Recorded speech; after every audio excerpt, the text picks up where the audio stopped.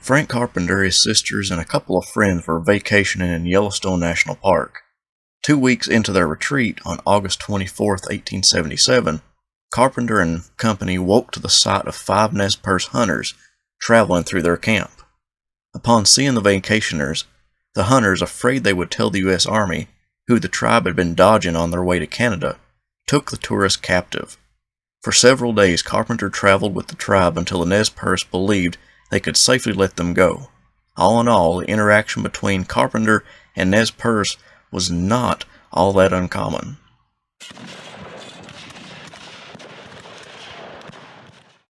Welcome to Have History Will Travel. I am your host, the Wilder Historian, and although my focus for my PhD is in American military history, and more specifically American Civil War, however, my minor field for study is environmental history, which explores how people interact with the environment and how the environment interacts with people.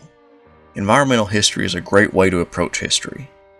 And I have told numerous people, if you don't like history, then try an environmental history book, because there is biology, chemistry, and even literature used to explain historical events, or using nature to view history in a different way.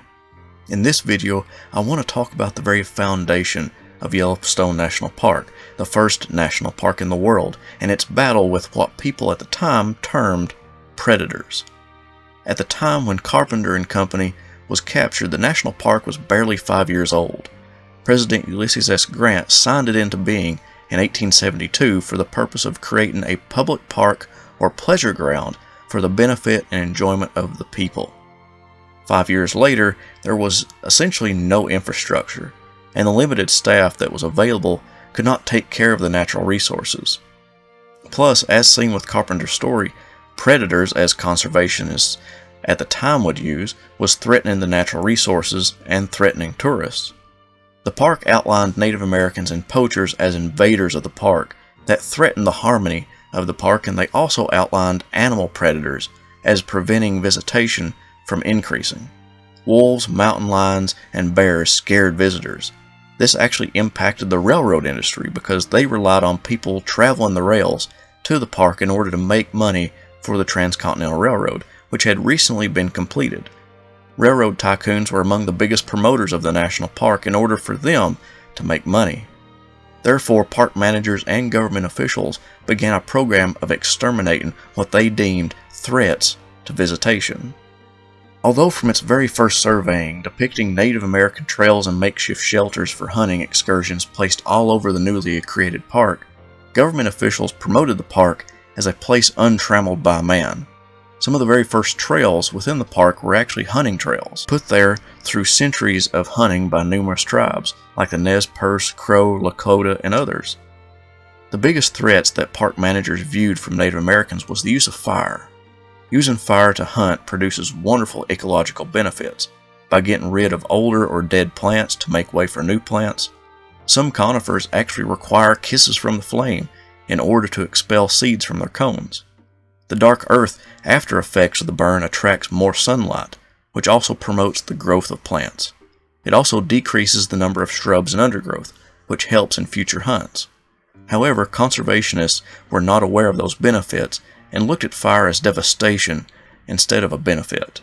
Although Native American reservations had been created many years before the 1870s, we see a sharp rise in the creation of reservations and the movement of peoples to them. Historian Carl Jacoby explains that those reservations added to the increase in hunting by Native Americans on park land. Because they were provided little food and starvation became all too common for reservation inhabitants, they resorted to hunting in the park because it was a protected area and therefore had many animals. The multitude of animals also brought poachers. The Benevolent and Protective Order of Elks, or the Elks Lodge, was founded in 1868. The fraternal order chose the elk as a symbol and valued elk teeth, which they used in ceremonies and put into their apparel.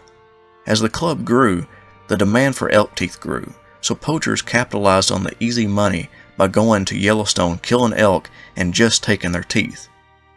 Fur trappers and traders also besieged the young park to get their hands on numerous animals that produced the desired pelts. The burden became too great on park managers, and the United States Army was called in to suppress hunting in the area. What started out as a temporary assignment became a post for the military for the next 32 years. Charles Dudley Warner in Harper's Weekly magazine stated, "Since the park has passed under military control, fires are infrequent, poaching is suppressed, the formations are no longer defaced, roads are improved, and the region is saved with its natural beauty for the enjoyment of all people. The lawless and marauders are promptly caught, tried by a civil officer, fined, and ejected."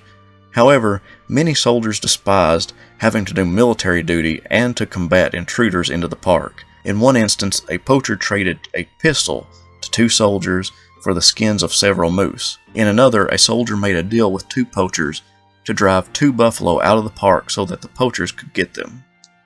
Although they were lax sometimes, the military did a good job of suppressing fires within the park boundary. However, doing a good job in that aspect was a bad thing, ecologically. Sagebrush and conifers invaded grazing areas, diminishing the quality and quantity of the grasses available to the park's wildlife. By preventing forest fires, the Army allowed dead plant matter to accumulate, so that when fires did erupt, they proved uncontrollable. The Army launched an all-out war against mountain lions, coyotes, wolves, and other predators. Depleting the predators made the elk population rise higher than the park's natural resources could sustain. They devastated the diminishing grasslands and wreaked havoc on the aspens and willows, those being their trees of choice. The beaver population that also relied on aspens and willows to build their dams could not compete, which prevented them from creating the vast wetlands that made Yellowstone so incredible. So many elk were in Yellowstone that troops herded elk into corrals where they would be loaded onto train cars and shipped to zoos, parks, and other conservation sites. From Native Americans to wildlife predators, the moderation in hunting by these groups kept the natural resources that Yellowstone was known for in check. Now the National Park Service conducts prescribed burns to maintain the health of the forest, and have introduced predators back into the park. Poaching laws that soldiers enforced during the early years of Yellowstone National Park did have one great outcome, and that was the return of the American bison herds. Thank you so much for watching. I hope you enjoyed the video. Please share the video to get the word out about the channel, and I'll see you next time.